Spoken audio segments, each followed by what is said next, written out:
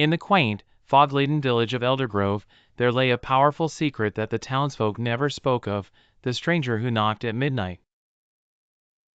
This eerie knocker visited when the moon filled the sky's canvas, a phantom presence that left a trail of unease in its wake. There was no doubt in the villagers' minds that the figure was real. Each knock was felt deep in their hearts. In the pitch-black night, only the sound of the rustling leaves and creaking timber floors would accompany the sinister beat of the clock striking 12.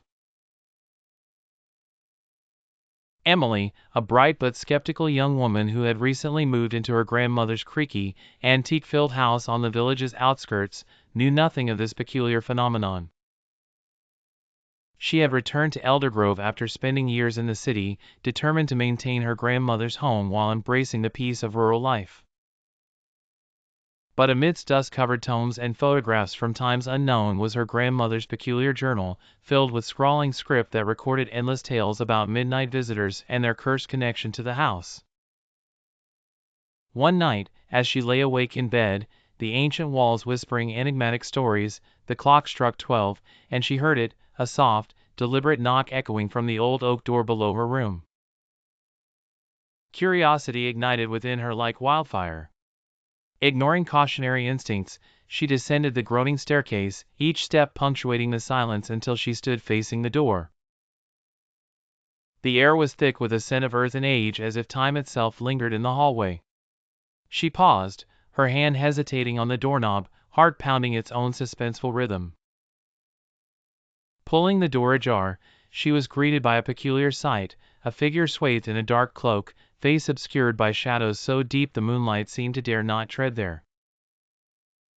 The stranger lifted a gloved hand and, without a word, reached into their cloak. Emily stepped back instinctively, her breath hitching as the stranger produced an ancient key glinting in the moon's pale gaze.